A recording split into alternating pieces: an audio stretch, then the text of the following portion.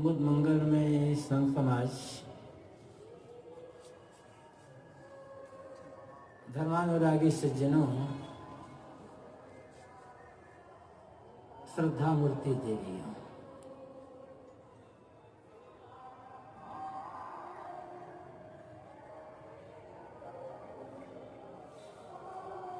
सदगुरु कबीर के विचारों के संदर्भ में बहुत सारी बातें आप लोगों ने सुनी हैं, संतों द्वारा और आगे सुनेंगे।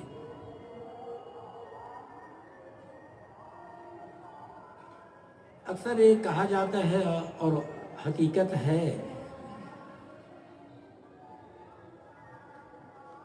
हम किस गुरु के शिष्य हैं, हमारे गुरु कितने बड़े हैं और हम किस भगवान भगवती को मानते हैं, किस देवी देवता को मानते हैं और किसकी पूजा करते हैं, ये कोई बड़ी बात नहीं है। बड़ी बात है कि हम क्या करते हैं। किसी को मानने या न मानने से हमारे जीवन में कोई फर्क पड़ने वाला नहीं है।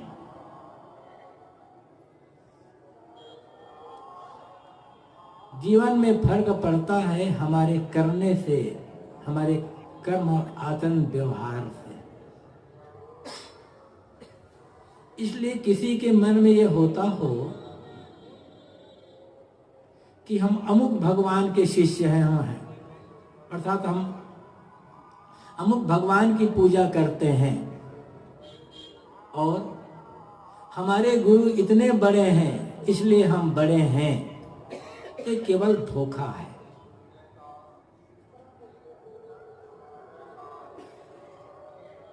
किसी गुरु का शिष्य होना, किसी गुरु का अनुयायी बनना या किसी देवी देवता भगवान भगवती की पूजा करना गलत नहीं है। ये तो अपनी एक मान्यता है, अपने विश्वास है और इस मान्यता और विश्वास में सदैव से अंतर रहा है और सदैव अंतर रहेगा। आज जैसे धर्म के क्षेत्र में अनेक मत, पंथ, मजहब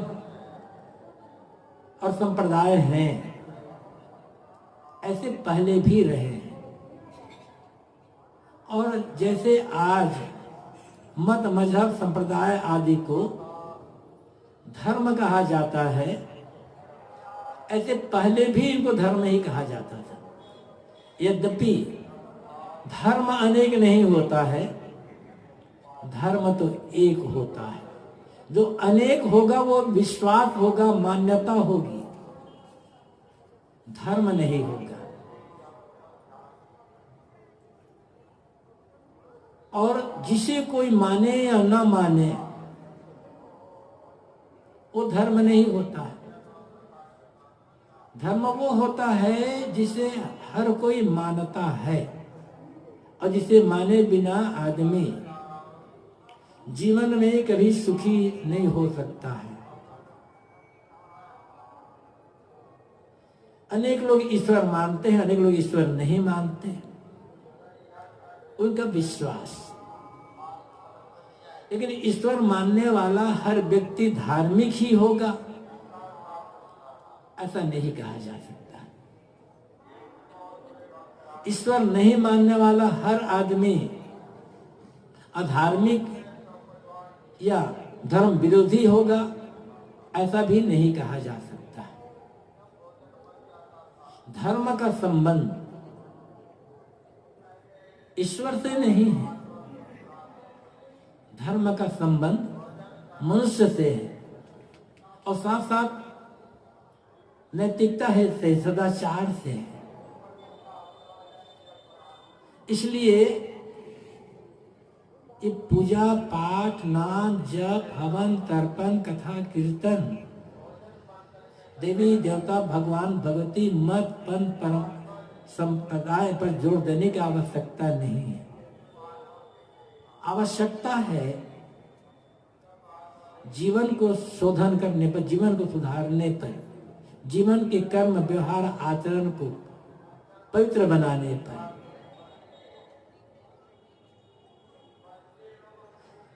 कुछ लोग ये कहते हैं जब ईश्वर है तो धर्म है, किंतु हकीकत यह है मनुष्य है तो धर्म है। और देखो, चंद्रमा में मनुष्य नहीं है तो वहां कोई धर्म ही नहीं है। धरती पर मनुष्य है तो यहां धर्म है। अभी मैंने कहा था कि ईश्वर को मानने मात्र से कोई आदमी धार्मिक नहीं हो जाएगा। ईश्वर को मानकर भी आदमी अधार्मिक हो सकता है। अनेक चोर हैं, डाकू हैं, लुटेरे हैं, गबन घोटाला करने वाले हैं, उनमें से बहुत लोग ईश्वर को मानने वाले हैं। लेकिन क्या आप किसी चोर, डाकू, लुटेरे, हत्यारे को धार्मिक कहोगे? अनेक ऐसे लोग हैं जो किसी ईश्वर को नहीं मानते किंतु बड़े चरित्रवान है, आचरण संपन्न है, एकदम नैतिक, उनका जीवन ईमानदारी, नैतिकता, सदाचार से परिपूर्ण है। तो क्या ऐसे आदमी को आप अधार्मिक कहोगे? इसलिए जो नैतिकता को, ईमानदारी को, सदाचार को, चरित्र को मानता है और जीवन उनका पालन करता है, वह आदमी धार्मिक है। फिर पूजा पाठ करे तो अच्छा, न करे तो अच्छा। और जिनका जीवन इनसे रहित है वह आदमी अधार्मिक है। चाहे वो रोज गंगा नहाता हो, रोज मंदिर में पूजा पाठ करता हो। अरे बात हम अच्छी तरह से जानते हैं, जैसा कि पूरे उत्तर भारत में रामायण के माध्यम से हम जानते हैं। उत्तर भारत में राम कथा से बच्चा बच्चा परिचित है। और रामायण में मुख्य दो पात्र हैं, एक राम है और एक रावण है। दोनों के रहने पर ही रामायण बनेगी। जैसा हम पढ़ते हैं रामायण में या सुनते हैं, रावण शिव जी का पक्का पुजारी है। गोस्वामी जी ने भी अपने मानस में लिखा, उत्तम कुल पुलस्त कर जाती, शिव बिरंच पूज्य बहु भांति। रावण ने अनेक प्रकार से शिव और ब्रह्मा की पूजा की। कैलाश पर्वत में जाकर के कहा जाता है रावण अपने शीश को चढ़ा कर शिव जी को अर्पित करता था। तो इतना बड़ा शिव जी का पुजारी है रावण, तो महान धार्मिक होगा। लेकिन उत्तर भारत में रावण जैसा धार्मिक कोई बनना नहीं चाहेगा। किसी को कह दिया जाए कि ये व्यक्ति खूब पूजा करता है, शिव जी का पक्का पुजारी, समझ लो रावण जैसा धार्मिक है, तो क्या समझेगा, अपमान या सम्मान? क्यों? आखिर गड़बड़ी कहाँ हो गई? रावण तो शिव जी का पक्का पुजारी है, ईश्वर का पक्का भक्त है, फिर रावण को धार्मिक क्यों नहीं कहा जाता? कहीं ना कहीं गड़बड़ी तो आई होगी पूजा करते हुए भी। दूसरी तरफ तथागत बुद्ध और महावीर स्वामी दोनों ईश्वर की सत्ता को साफ नकार देते हैं।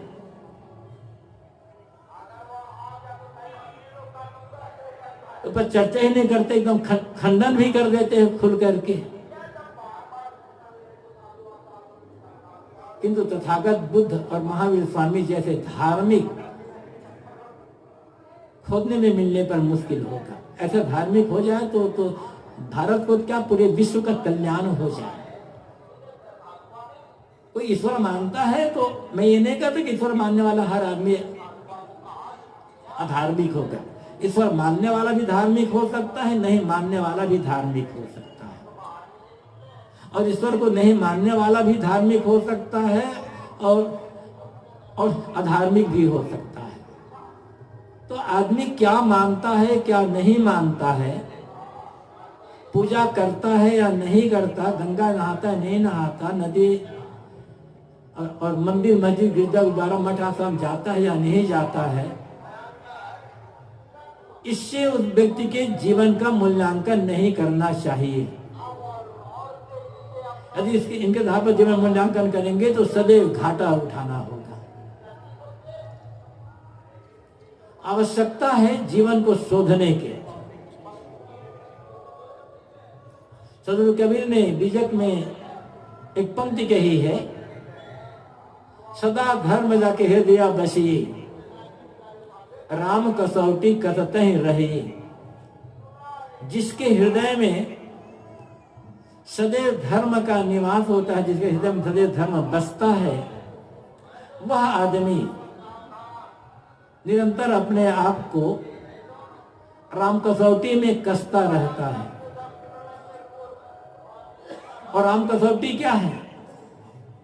कबीर साहब के राम कसौटी कोई बाहर की कसौटी नहीं है, ये राम कसौटी है अंतरात्मा की आवाज। अंतरात्मा की आवाज का मतलब होता है ये सोचना कि जो मैं करने जा रहा हूं, जो काम मैं करने जा रहा हूं, वह काम क्या मेरे अपने लिए और दूसरों के लिए हितकर होगा। यदि लगता है जो काम मैं करने जा रहा हूं वह काम मेरे अपने लिए और दूसरों के लिए हितकर नहीं होगा, इस समझ में आने पर वो काम को करना छोड़ देता है, उसे करता ही नहीं है, उस काम को करने का ख्याल ही दिमाग से निकाल देता है। और जब लगता है कि जो काम मैं करने जा रहा हूं वो मेरे अपने लिए और दूसरों के लिए हितकर है, फिर प्राणपण से उस काम को करने में जुट जाता है। ये होता है राम कसौटी में अपने आप को कसना। और हम यही काम नहीं करते। हम लोग लालच में पड़ जाते हैं, जोश में आ जाते हैं, देखा देखी आ जाते हैं। हमारे सामने भौतिक उपलब्धि का मूल्य ज्यादा हो जाता है और जीवन का जो चरित्र है, हमारा अपना खुद का जो जीवन है, उसका मूल्य घट जाता है। और भौतिक उपलब्धियों को अधिक मूल्य देने वाला आदमी, भौतिक उपलब्धियों को जीवन उद्देश्य समझने वाला आदमी, जिसके दृष्टि में ये बात है कि रुपये पैसे जमीन जायदाद की उन्नति ही जीवन का वास्तविक उद्देश्य, वही वास्तविक उसकी उन्नति है, तो कहीं ना कहीं उसे गड़बड़ी होगी ही होगी। वो गड़बड़ी के बिना रह ही नहीं जाएगा। वो धर्म को कब छोड़ देगा कहा नहीं जा सकता। भले वो बाहर से पूजा पाठ करता रहेगा, भले वो नाम जपता रहेगा, माला फेरता रहेगा, चंदन लगाता रहेगा, लेकिन उसके धर्म उसके जीवन से विदा हो जाएगा।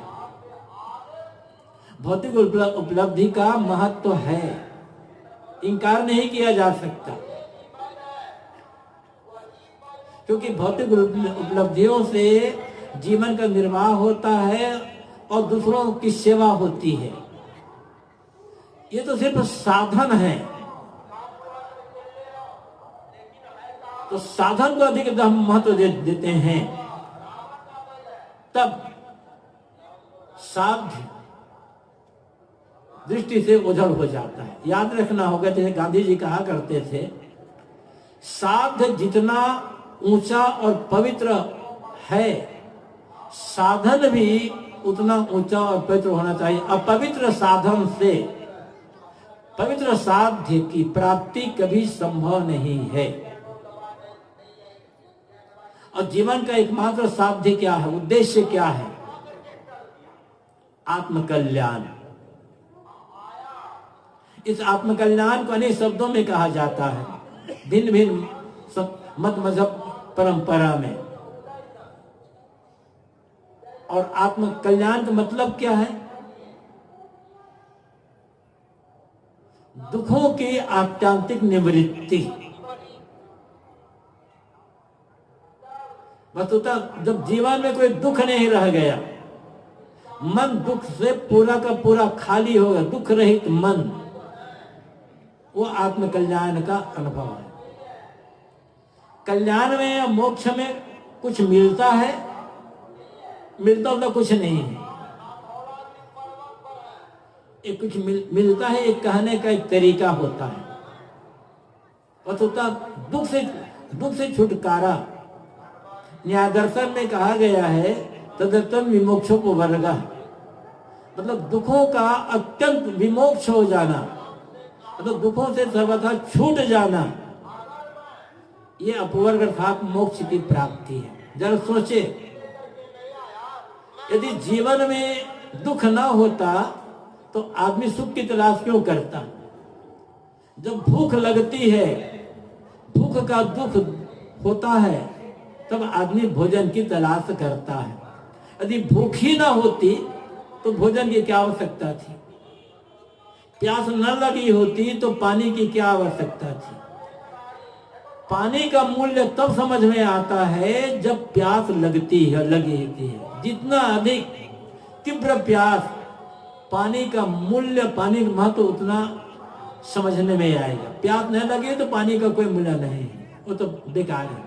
भूख न लगी हो तो 56 व्यंजन भी बेकार है, और भूख लगी हो तब सूखी रोटी में भी 56 व्यंजन का आनंद आ जाएगा। तो भूख है इसलिए भोजन में आनंद आता है, प्यास लगी है तो पानी पीने में आनंद आता है। इसी प्रकार दुख है तब सुख की तलाश होती है, और जब अनुकूल चीज मिलती है तब लगता है इसमें आनंद आ रहा है। बात में ये कह रहा था, यदि आत्मकल्याण, दुख निवृत्ति उद्देश्य ना होता, आदमी के जीवन में दुख ना होता, किसी पर भी प्रकार का दुख जो दुख है, रोग का एक दुख तो है ही, जो मिला हुआ है आदमी को, कुछ भी मिला हुआ है, मठ मकान जमीन जायदाद रुपये पैसे पुत्र परिवार या और कुछ, इनके छूटने का भय ना होता। भय है मतलब दुख है। जहां किसी भी प्रकार का भय है वहां दुख है। इनके छूटने का भय ना होता तो क्या आदमी किसी ईश्वर की पूजा करता, धर्म का कोई काम करता? और जो मिला है वो अधिक अधिक बढ़े, ये इच्छा का दुख ना होता तो क्या आदमी धर्म का, ईश्वर का काम कर, ईश्वर की पूजा करता? दो प्रकार से आदमी की ईश्वर की पूजा करता है। जो मिला है वो छूटने ना पाए, और जो नहीं मिला है वो मिलता चला जाए, जो है वो बढ़ता चला जाए। एक तरफ भय है, एक तरफ लोभ है, और इन दोनों से प्रेरित होकर के आदमी किसी ईश्वर की पूजा करता है या किसी धर्म का कोई भी काम करता है। बिरले बिरले ऐसे होंगे, हैं लेकिन बहुत कम, जो किसी भी प्रकार की पूजा हो, चाहे गुरु पूजा करता हो, चाहे ईश्वर की पूजा करता हो, या किसी भी प्रकार पूजा करता हो, जो ये कहता हो, मान लो वो इस ईश्वर पर विश्वास है और मंदिर जाकर ईश्वर की पूजा करता है, तो ये कहता हो कि हे भगवान, मुझे कुछ नहीं चाहिए, जो मिला है जो है मेरे लिए पर्याप्त है, मुझे कुछ नहीं चाहिए, मुझे केवल मन की शांति चाहिए। इस उद्देश्य से पूजा करने वाले आप खोजेंगे ना तो लाखों में कोई एक आदमी मिलेगा, वो सच्चा ईश्वर भक्त है, वो सच्चा आदमी धार्मिक है, जो केवल मन की शांति के लिए पूजा कर रहा है, मन की शांति के लिए साधना कर रहा है। क्योंकि मन में शांति नहीं है तो मोक्ष का अनुभव क्या होगा? मन में शांति नहीं तो कल्याण क्या होगा? अशांत मन कल्याण का अनुभव कैसे कर सकता है? अशांत मन सुखी कैसे होगा? जो सिर्फ आत्मिक शांति के लिए पूजा कर रहा हो, साधना कर रहा हो, भौतिक उपलब्धि की कोई चाहना ना हो, किसी बार छूटने का भय ना हो, उस आदमी को हम धार्मिक कर सकते हैं, उस आदमी को हम सच्चा भगत या पुजारी कर सकते हैं। और ऐसा आदमी बिरला मिलेगा।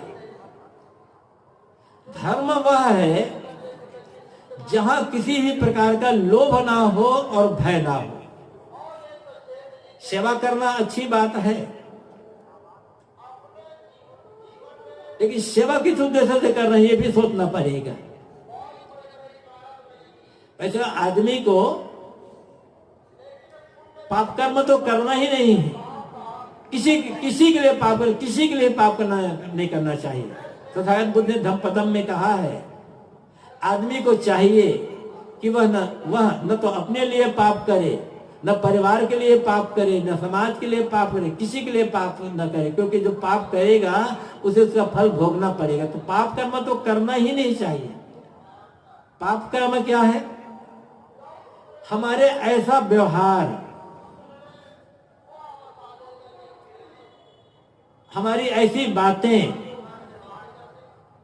जो जिनसे दूसरों को किसी प्रकार के शारीरिक मानसिक चोट पहुंचे, दुख पहुंचे, असुविधा पहुंचे, वे सारी की सारी बातें में सारे के सारे कर्म पाप है। और इतना ही नहीं,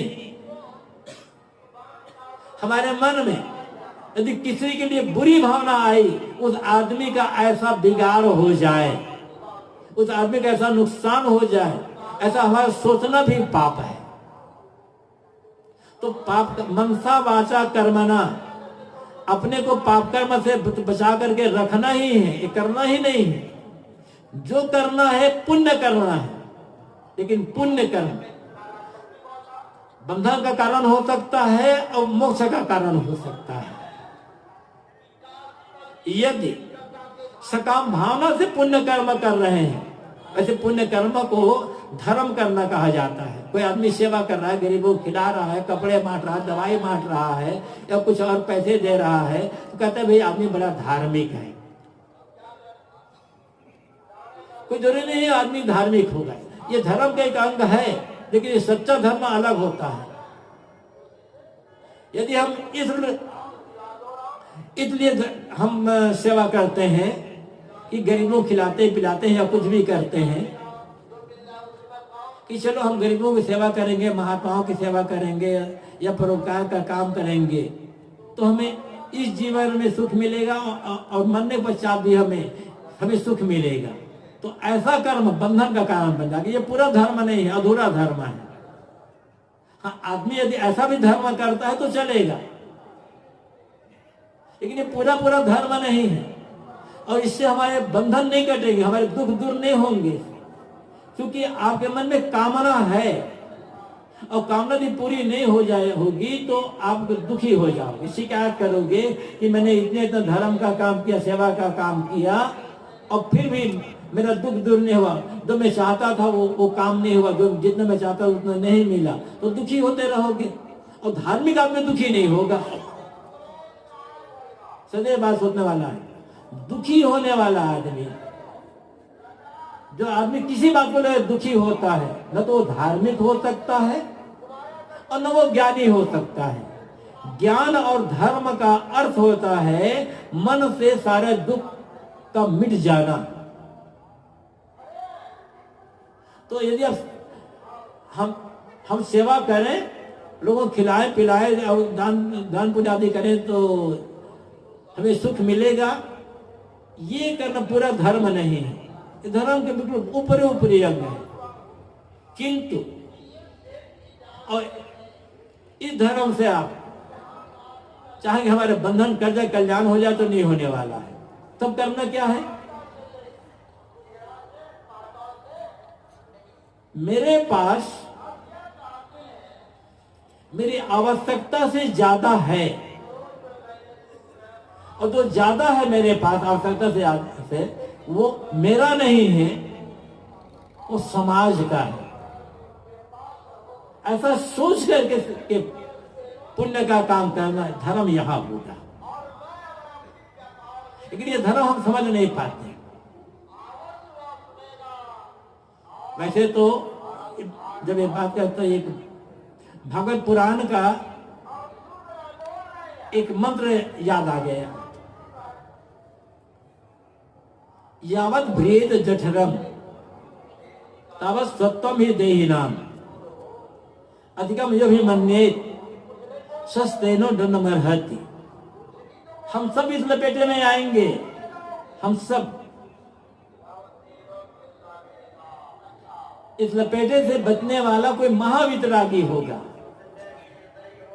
यावत भ्रेत जठरम, जितने में पेट भर जाए, तावत स्वत्वम ही देही नाम, उतने पर ही मनुष्य का अधिकार है। जितने में पेट भर जाए, मतलब पेट भरने का मतलब भरपेट खाने को मिले, पहनने को कपड़े मिले, रहने को जगह मिले, अब परिवार का भरण पोषण। जैसे साहब ने कहा ना कि साईं इतना दीजिए जामे कुटुंब समाए, मैं भी भूखा न रहूं साधन भूखा जाए। जितने में अपनी आवश्यकताओं की पूर्ति हो जाए, अपना और अपने माने गए परिवार, इनकी आवश्यकताओं की पूर्ति हो जाए, उतने पर ही मनुष्य का अधिकार है।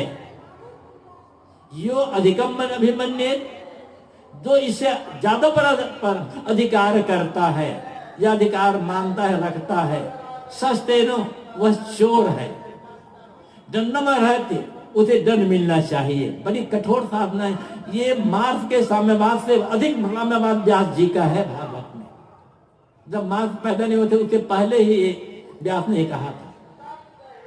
ये ऐसी कसौटी है, यहीं पर आकर के जो अस्ते शब्द चलता है पंच महाव्रत में, अस्ते होता है, अस्ते के साथ साथ एक शब्द उससे आगे है अपरिग्रह।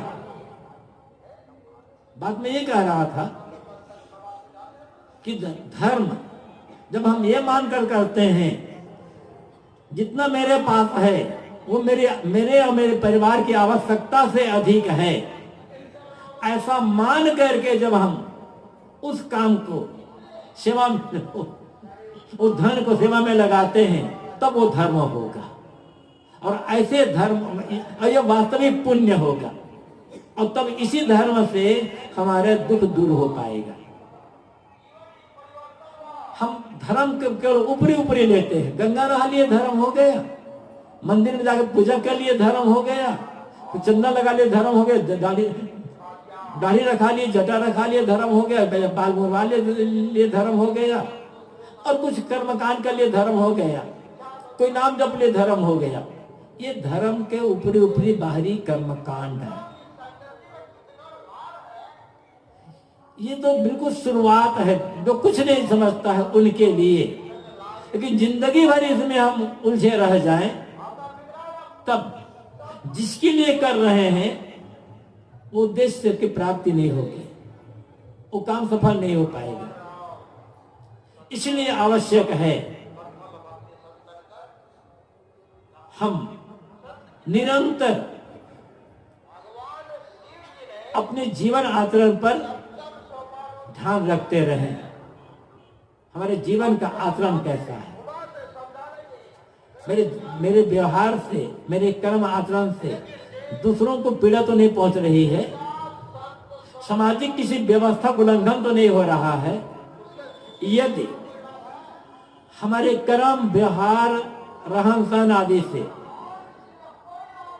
किसी सामाजिक व्यवस्था का उल्लंघन हो रहा है, तो हम अधर्म का काम कर रहे हैं, क्योंकि हम एक गलत आदर्श पैदा करेंगे। फिर हमारे देखा देखिए और लोग भी वैसे वो लोग उस व्यवस्था का उल्लंघन करेंगे, नियम का उल्लंघन करेंगे। तो कहीं किसी नियम का उल्लंघन करना, व्यवस्था का उल्लंघन करना, फिर ईश्वर को कहां समझना है। नियमों का पालन, व्यवस्था में सहयोग, यही तो ईश्वर की पूजा करना है। जिसके लिए कहा जाता है कि ईश्वर कण कण में व्याप्त है। वो कौन सा ईश्वर है जो कण कण में व्याप्त है? वह ईश्वर है नियम, क्योंकि कण कण में नियम है। इस कण कण में जो नियम है, इस नियम को छोड़ करके ऐसा ईश्वर नहीं मिलेगा जो कण कण में व्याप्त हो जाए। क्योंकि कण कण में ईश्वर व्याप्त होता तो फिर जीवन का व्यवहार करना मुश्किल पड़ जाएगा।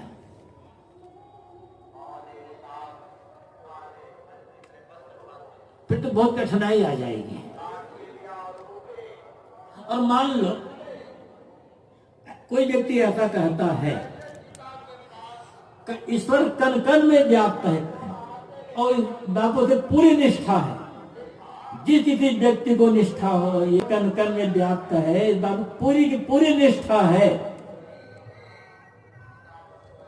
वह आदमी कहीं भी रहकर कोई गलत काम नहीं कर सकता है। क्योंकि जहां वो गलत काम कर रहा है वहां भी ईश्वर है और ईश्वर गलत काम का फल अवश्य देगा। क्योंकि ईश्वर एक न्याय है, ईश्वर एक व्यवस्था है, ईश्वर एक नियम है। तो हम मानते हैं कि ईश्वर कण कण में है, तो कैसे हम कोई पाप कर्म कर पाएंगे? कोई गलत कर्म हमसे होगा ही कैसे? और ईश्वर भी कण कण में व्याप्त है, तो हमारे मन में किसी के लिए द्वेष, ईर्ष्या, वैर, विरोध, अमरता का भाव आ ही नहीं सकता है। जिससे भी हम द्वेष करेंगे, जिससे हम कटु बात कहेंगे, जिससे हम वैर विरोध करेंगे, जिसके लिए ईर्ष्या करेंगे, उसमें ईश्वर है। किसी से वैर करने का मतलब होता है ईश्वर से वैर करना, चाहे वो हमारे मत को मानने वाला हो या हमारे मत के विरोधी या किसी भी बात को लेकर। तो मतलब यह होता है जब हमारे मन से ईर्ष्या, द्वेष, वैर, विरोध सारे गलत भाव निकल जाए, राग सारे गलत भाव निकल जाए, तब समझना होगा कि हाँ मैं ईश्वर को समझता हूं और मैं धर्म को भी समझता हूं। क्योंकि जो सच्चा धार्मिक व्यक्ति होगा उसके मन में दूसरों के लिए कभी कोई गलत भाव आएगा ही नहीं। धर्म का मतलब ही होता है मन से सारी गलतियों का निकल जाना, और मन से गलतियां निकल गई तो जीवन में गलतियां रहेगी ही नहीं। क्योंकि कोई भी गलत काम हो या अच्छे काम हो, उसके अंकुर कहाँ होते हैं? हमारे मन में, मस्तिष्क में। जिसके मन में कभी कोई गलत काम करने का विचार आएगा ही नहीं, जिसके मन में सदैव पवित्र विचार आते, पवित्र भाव होते हैं, वो आदमी गलत बात बोलेगा कैसे, गलत काम करेगा कैसे, और गलत चीजें खाएगा कैसे? तो यदि हमारे मन में ईश्वर बसा हुआ है और हम मानते हैं कि ईश्वर कण कण में व्याप्त है, तो इसका मतलब होगा जीवन का पूर्ण पवित्र, निर्मल, चरित्रवान बनना। और ये तब होगा जब मन पूरी तरह से निर्मल हो गया। क्योंकि मन निर्मल हुए बिना जीवन का कर्म व्यवहार कभी निर्मल हो नहीं सकता है।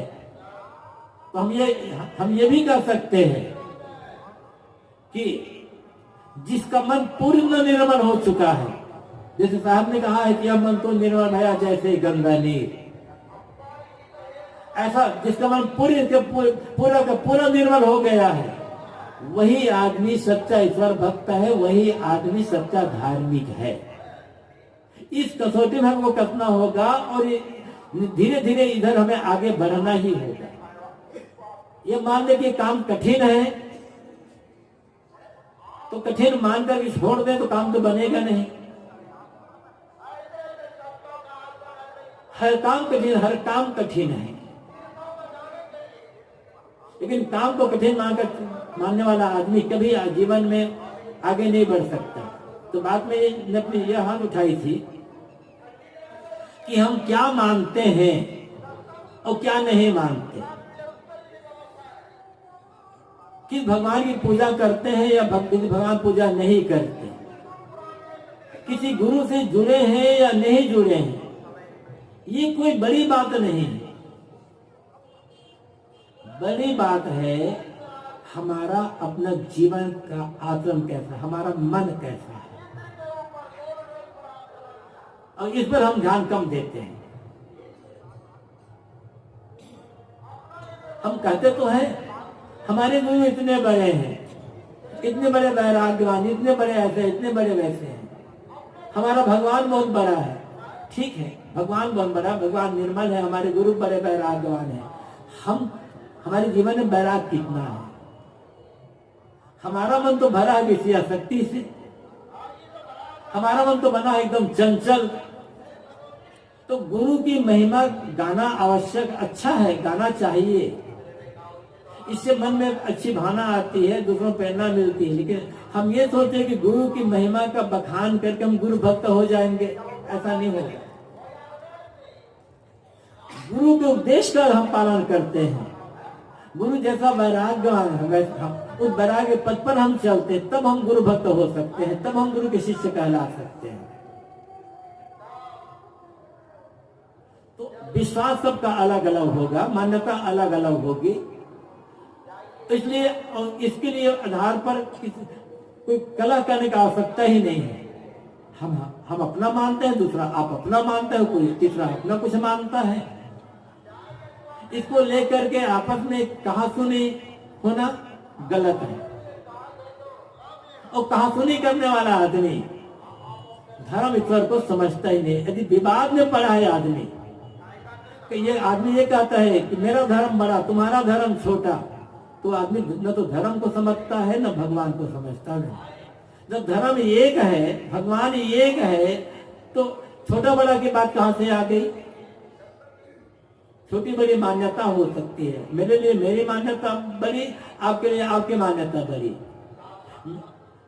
मेरे लिए आपकी मान्यता छोटी, आपके लिए मेरी मान्यता छोटी। फिर हर आदमी की मान्यता बड़ी है, हर आदमी की मान्यता छोटी है। उलझने की आवश्यकता नहीं है। उलझते उलझते तो ये जीवन बीत गया, अनादिकाल का समय बीत गया। आवश्यकता है सुलझने की, और सदगुरु कबीर ने सुलझाने का ही काम कहा।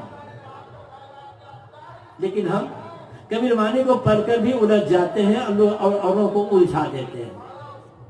कबीर साहब ने हर जगह समन्वय और समझौता का ही रास्ता अपनाया है, चाहे धर्म क्षेत्र में देखो, चाहे व्यवहार के क्षेत्र में देखो, चाहे विश्वास के क्षेत्र में देखो। धैर्य दू जगदीश कहाँ ते आया, कहो कौने बौर आया, अल्लाह राम करीमा के सो हरि अदम नाम धराया। ये पूरा पद देख लो, समन्वय ही तो है।